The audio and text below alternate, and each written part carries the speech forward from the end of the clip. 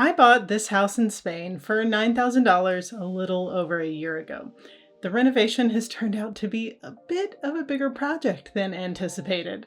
Today I'm going to show you where we're at in the process, taking you from the exterior and then room by room inside to talk about what we've done, any problems we've run into, and what the plans are to finish the renovation over the next few months. Hi, my name is Nicole. Welcome to my channel, Travel to Money, where I share about how to travel, adventure, and have fun on the road to financial independence. So let's start by looking at the exterior of the front of the house at the time that I purchased it. And then let's jump to what it looks like now. You can probably see that we've done some work, but still have more to go. What we've done so far is that we've rendered the top half of the house. We hired one of my neighbors to do that, and he did an excellent job. I honestly don't even know if I'm going to paint it because I really like the color of the render.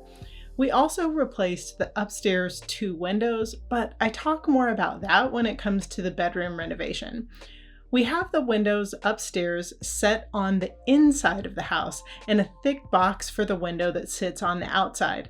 We decided to render the sides and tops of those boxes and tile the lower area, which we did with the same tile that is on the backsplash of the bathroom. What we still need to do on the front of the house is scrape and paint the area that boxes in the door. A new downstairs bedroom window needs to be put in, and I'm having a metal security gate put in front of the door. I feel like when people from the US see bars in front of doors and windows, they automatically assume it's a bad area. And in full transparency, my street is definitely not the best street, but it doesn't really matter. Theft and squatting are 2 of the more common crimes in Spain, just in general. So it's very common to have bars on doors and windows, no matter what kind of area you live in, especially since so many homes in Spain are vacation homes that sit empty for part of the year. The other thing I need to install is a new mailbox between the security gate and the front door. I'm going to see if I can find an old, heavy-duty vintage one at one of the outdoor markets on my next trip to Spain. Okay, now let's take a look at the inside entry, downstairs bedroom, and main living room when I first purchased the house. You can see it had this light pinkish color tile. Now, taking a look at it today, you can see we've retiled the whole of the house in more of a terracotta color, and we did the grout with just the same gray adhesive that was used to cement the tiles. I'd still like to go back over all of the grout with a sealer at some point, and that's a project I'll probably do myself. My contractor did all of the tiling, and then a friend of mine and I worked together on the grouting. One of the problems with the state of the floors when I purchased the house is that nothing was level, not even just a room by itself.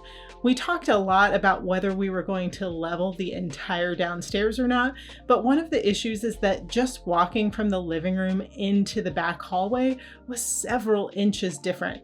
So although we didn't go with perfection, we decided to level the entire front of the house, so the living room, the entry, and the front bedroom, and then do a progressive ramp up into the hallway and kitchen, but leveling each of those areas there as well.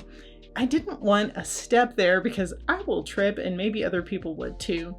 The other thing that changed in this area is that we had a large air conditioner installed over the hallway door. This one can cool about twice as much space as either of the units that were installed upstairs. The AC guy we hired initially ran the drip line backwards through a ceiling area in the hallway that was initially exposed. Then my contractor put up new sheetrock in the hallway after replacing the beams with galvanized steel. But then we had an issue. The drip line didn't seem to be on enough of a slope. I wasn't in town for this, but my contractor called the AC guy to come back and fix it. But this time they decided to run a new drip line to the front of the house, which meant putting holes throughout the long living room and entry wall in order to run the line. That wall in the living room was suffering from some damp exposure anyway and needed to be replaced. For the entry part of the wall, we simply patched and rendered the holes. While I was in town, I tried scraping and painting the ceiling, but I was having a lot of flaking issues, so that is a project we're going to come back to when I'm back in town in the spring. For the front bedroom, I was initially planning on using that as a filming studio, but since one of the upstairs bedrooms is going to be used as more of an informal living room, I've decided that I really need a place for guests to sleep while I'm here. So when I'm back in the spring, I'll be measuring to see if I can maybe get a queen-size bed in that room. In the living area, we removed the wood-burning stove and will be trying to sell it on Facebook Marketplace. We decided to remove it for two reasons. First, the chimney pipe wasn't installed properly, so it wasn't safe.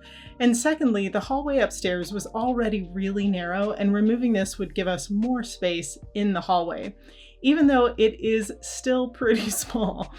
We have the cutout area in the living room, and after many suggestions from you all on YouTube, I've decided to go with the most common suggestion, which is to do a bookshelf.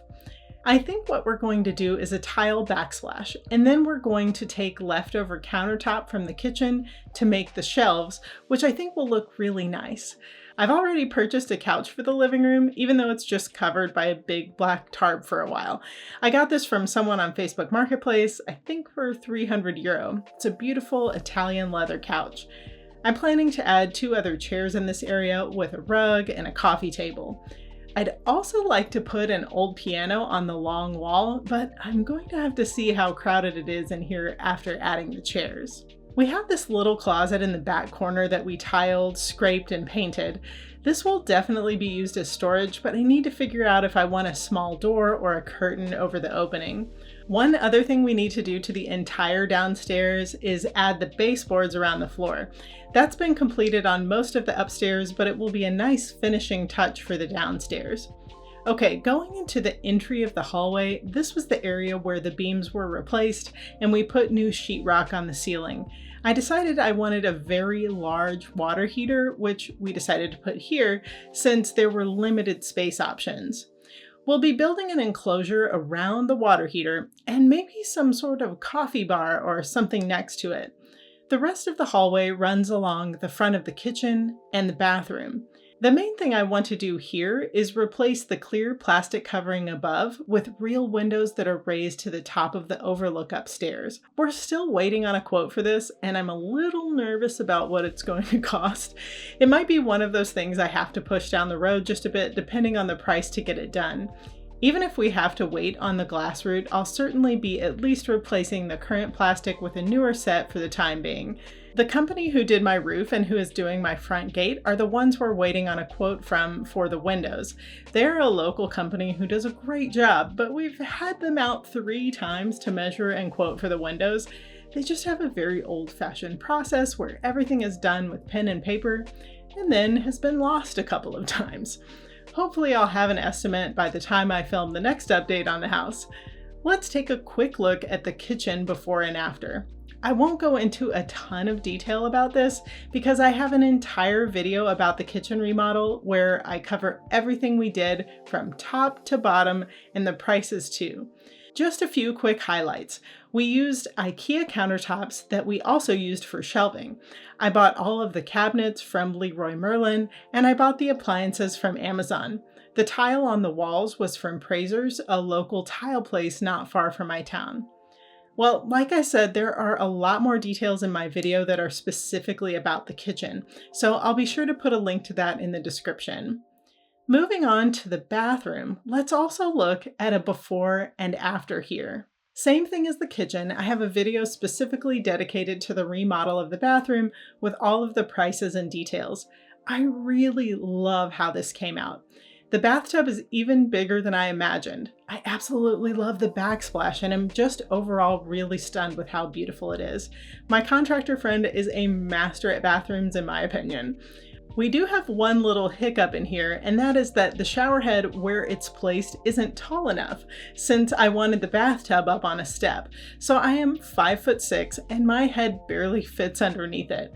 Our options are to either find a way to extend the pole, probably having to call the manufacturer to see if they could make us an extension, or we have to bust out the middle of the wall and raise it.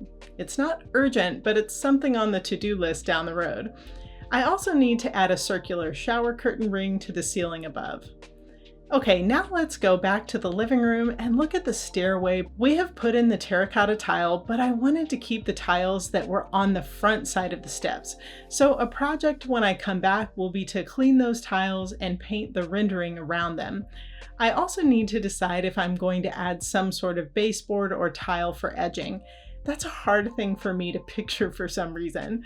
Going upstairs, we'll first go all the way down the hall and take a look at the before and after of the master bedroom. This is another one that I have a full detailed video on, so if you want to see the breakdown of each project and the cost of each item in the master bedroom, take a look at that video. The really big project that kicked us off on the house was the roof. That had to be done first, and you can see the drastic difference in the before and after of this bedroom. I also have a full video about the roofing project, how we did it, and how much I paid. Now, this bedroom is maybe the only place in the house that is completely finished, and I can't tell you how in love I am with the way it turned out. Also, it's huge. Maybe you'd have to be standing in it to understand, but this bedroom is definitely the largest bedroom I've ever had. We finished this on my last trip, literally the day before I left, so I can't wait to get back to Spain to just enjoy spending time in this room. Going into the back upstairs bedroom, this room is mostly finished, but has become the storage area, so it looks like a disaster. I bought this gray couch from a friend for a couple $100s. This is the room where I'll have a TV, and I'll probably end up doing most of my filming in this room since it gets a lot of natural light later in the day and is also on the back of the house away from any street noise. The main reason I wanted this to be the main living area where I spend my time is because of the view. Who wants to be downstairs in a darker area when you can have a lot of light and beautiful scenery? Just before I left Spain on this last trip, my friend was starting to tile the upper patio outside. I picked this darker tile that has hints of blue in it, and I think it's going to be really lovely. He just sent me photos the other day after finishing the patio area, although it still needs to be grouted. We also put the outdoor parts of all 3 AC units on this back patio because I didn't want any AC units on the front of the house. It does limit the space just a bit, but I'm okay with it.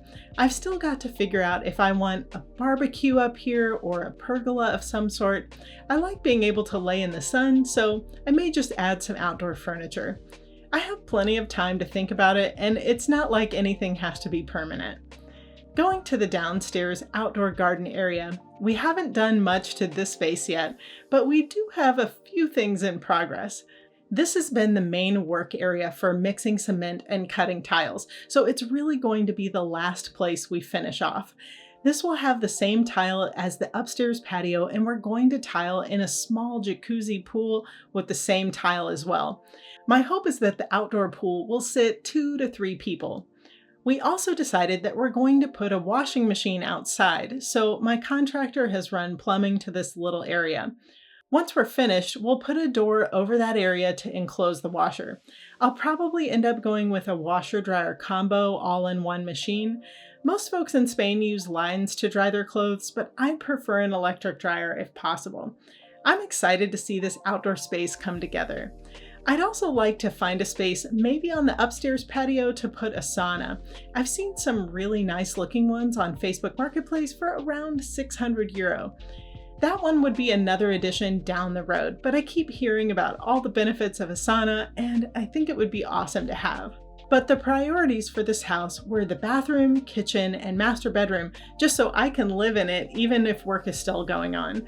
Now let me talk about the timeline a bit. Like I said, we've been at this a little over a year. The roof had to go on first, but we had a bit of delay as the roofing supplier went on vacation for the entire month of August in 2023. We didn't end up getting started on the roof until October, so there were a couple of months of delay right there. The other thing is that my contractor, who is one of my best friends, is partially retired and only works 3 days a week, which is great for me. I didn't have to be in a specific rush on this house. He's also taken a couple of months off for travel here and there over the last year, and on occasion has had some short-term projects for other friends he needed to do. I've only been in town for about 5 or 6 months of the renovation. usually coming to visit for 2 or 3 months at a time. So I'm just saying that if you were doing your own renovation and working on it more full-time, you wouldn't necessarily have to plan on it taking over a year. There is also the option to hire a company who have a full staff and can come in and do a renovation like this in just a couple of months. Of course, that might be more expensive. The other thing to note is that we've also hired specific contractors for specific projects. We hired the AC guy, a couple of different people who have done plastering or rendering. We hired the roofing company to install the roof alongside my contractor, and the AC guy also had to contract an electrician. Another thing I want to note is that when I first bought the house, we were only planning to do the roof and the kitchen. As we began to make plans and rains came and started flooding more of the house, I decided to do more and more to make it into everything I could possibly imagine for this space. That has added time and a lot more money than I anticipated.